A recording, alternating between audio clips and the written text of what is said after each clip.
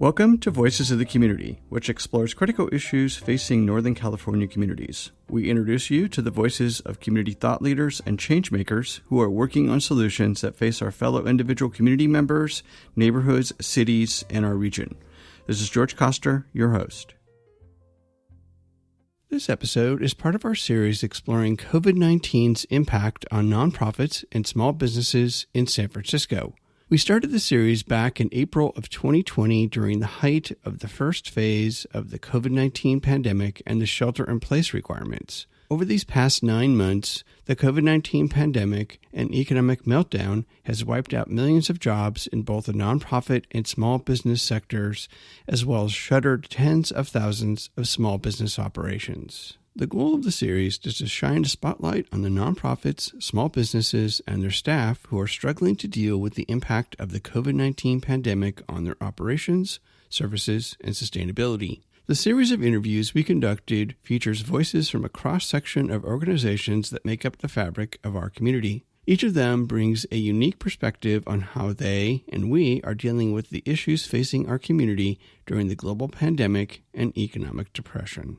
One of the things I've really thought about over the months is the value of performing arts, right? Like, what is our kind of place and purpose within community? And as the time goes on, all of us are stuck at home, and all we want to do is be with other people and share experiences and learn about what other people are doing and hear where they're coming from. In this episode, our featured voice is Adriana Marcial, the Interim Executive Director of the San Francisco Girls Chorus.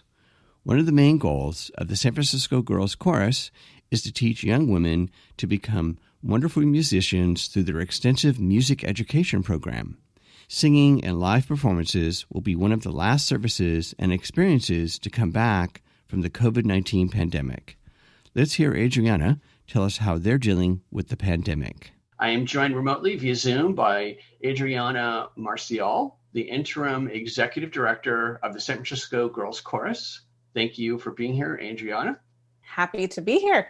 The San Francisco Girls Chorus is a legacy performing arts organization here in San Francisco, been around for decades. Could you provide a background here for our audience on some of the really interesting and unique programs that you have, especially your tie-in with schools and your immersion class? So San Francisco Girls Chorus has been around for over 40 years.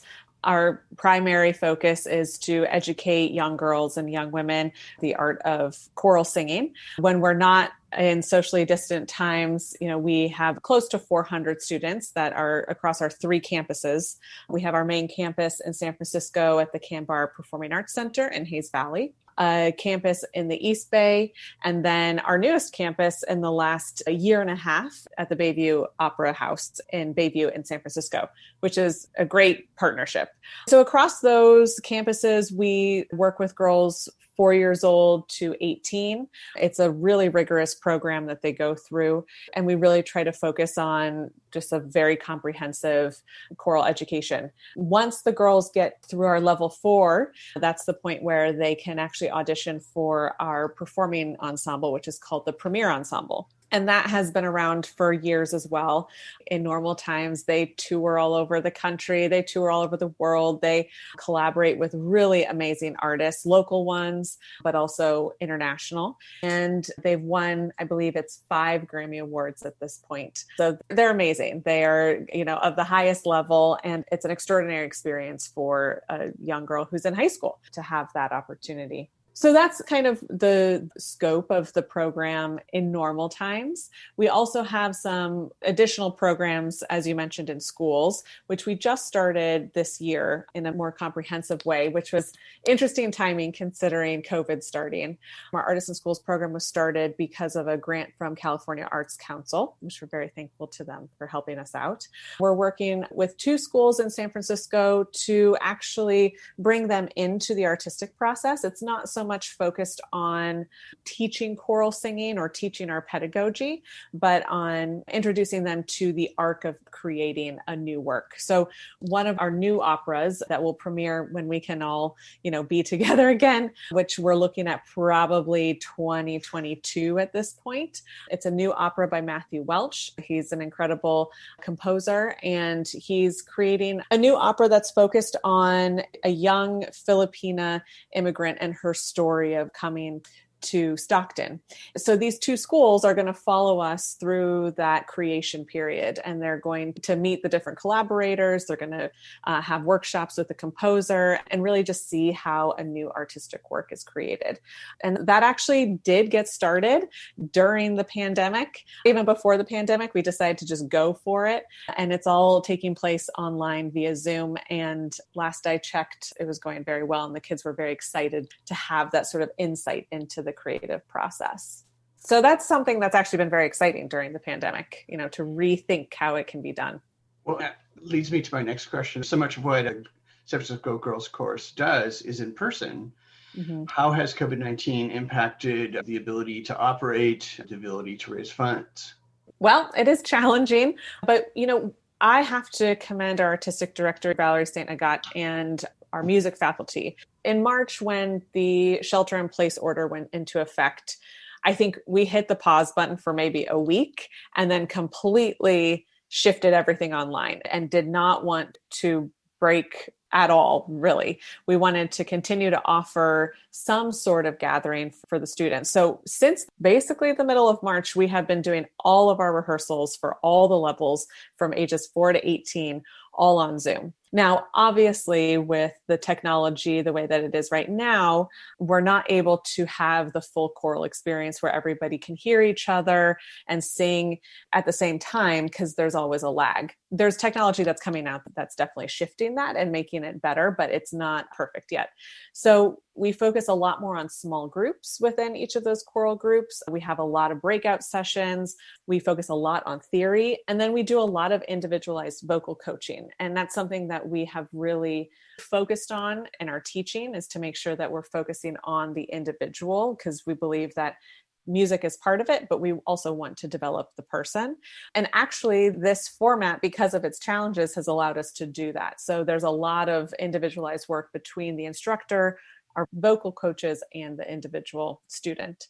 That said, it's a learning curve, right? There's many, many things that all of the instructors have had to work out. We have students and families who it's just too much to be on Zoom for as many hours as they are for all of their activities. So that's been hard.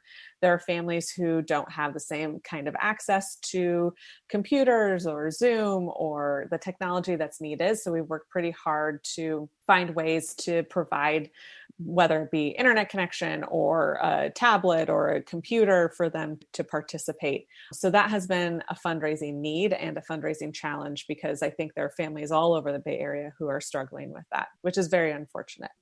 We also own the building that we operate in, the Canbar Performing Arts Center, as I said, in Hayes Valley. And we haven't been able to do any in-person activities there. So that's usually an amazing place, not only for SF Girls Chorus, but SF Boys Chorus operates there, Musée, many, many local choral groups, and nobody is able to come in and sing. Singing in person is probably the last thing that's going to be acceptable.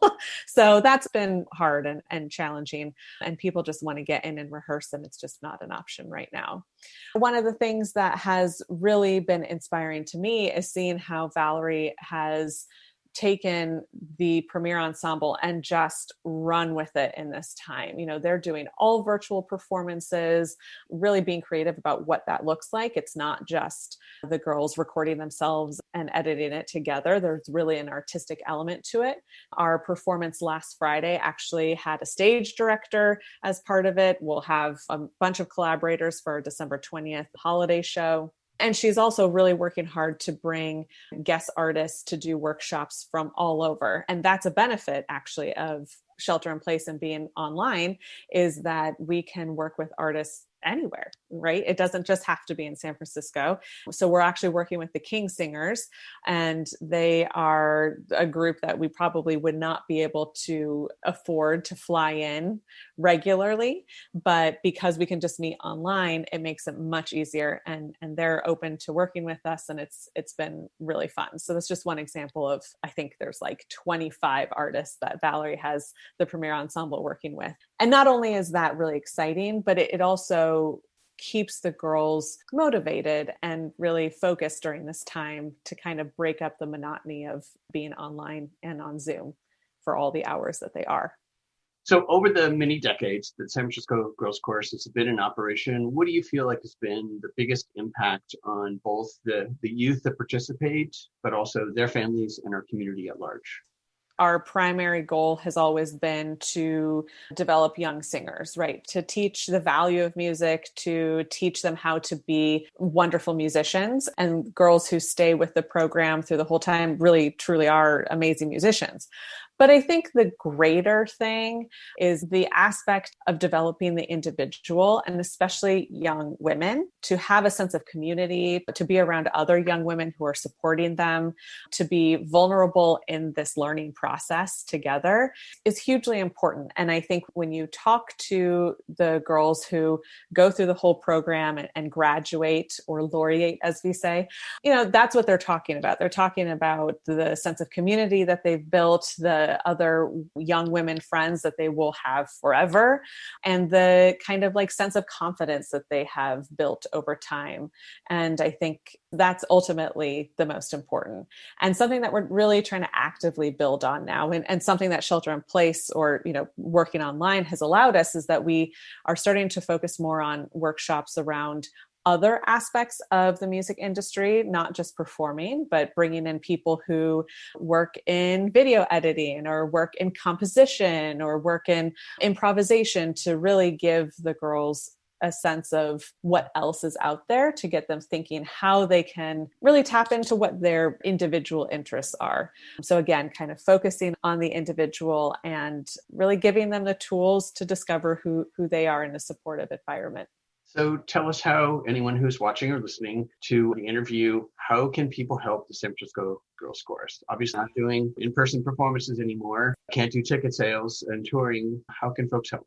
It's the end of year giving. It's the big season of giving. So there's always an opportunity to give donations straight to the organization. And I will shamelessly say that because it's so important at this point. There's so much uncertainty. I think we have been very, very lucky in that we have a great base of supporters, but things are shifting and things have shifted. And as I said, we can't have the same level of activity in the building, and we can't have the same level of performance. We are asking for donations for our performances coming up, but they're small and they certainly don't cover the full cost of what it takes to put them on. So making a donation to the organization is really helping us plan for the future, plan for that uncertainty.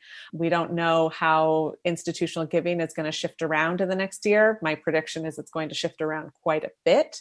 And we don't know the duration of the virus, unfortunately. So it seems like there might be an end in sight, but that could be a while from now. And singing, again, is on the bottom of the list of approved activities. So I would just encourage people, if they are inspired by supporting young women, if they're inspired by supporting young musicians, SF Girls Chorus is a great place to give that support by the end of the year, ideally.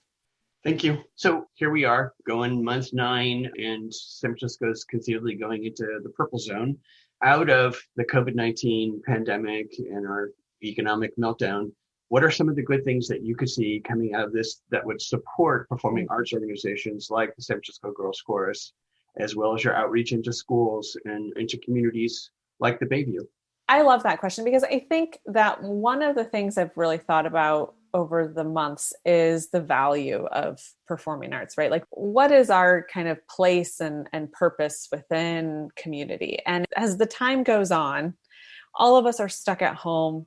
And all we want to do is be with other people and share experiences and learn about what other people are doing and hear where they're coming from. And I think it's a beautiful reminder that the performing arts and art serves that purpose. Like, we are the givers of community and we are the conveners, and we fill that need. And I hope that people remember that. And so I plan to, and I hope that when we can all go back in person, that everyone is going to see as many shows as they possibly can, and really supporting the local artists and productions that are going on, because they really paint a vibrant community. And that's what we're missing right now.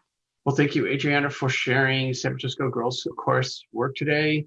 We'll make sure that all of the listeners and viewers have your contact information, your website, and social media.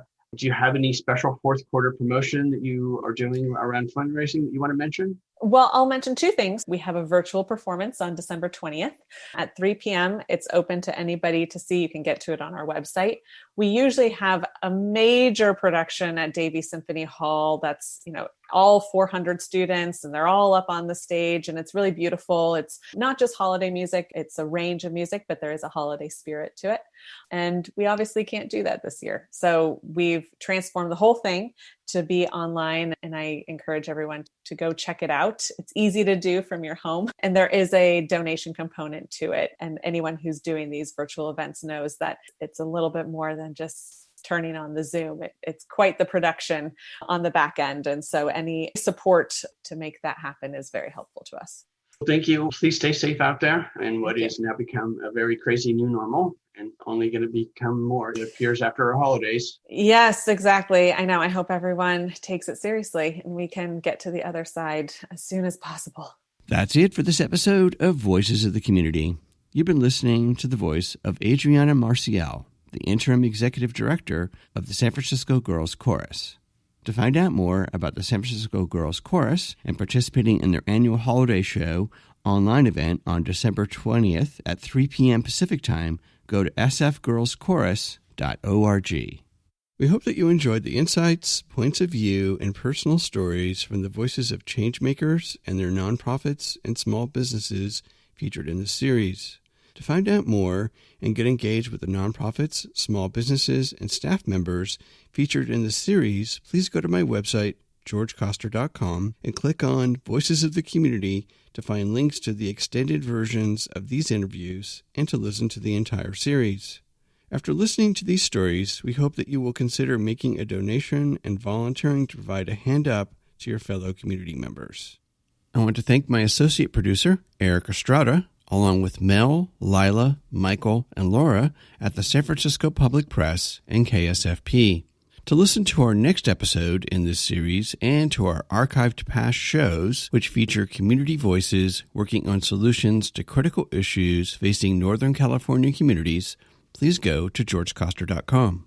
While you're on our website, please sign up for our newsletter to find out more about future shows. Please subscribe to Voices of the Community on Apple Podcast, Spotify, and Google Podcast, or wherever you get your podcast. You can follow us on Twitter at George Coster, and we'd love to hear from you with feedback and show ideas. So send us an email to george@georgecoster.com. I'm George Coster in San Francisco, and thank you for listening.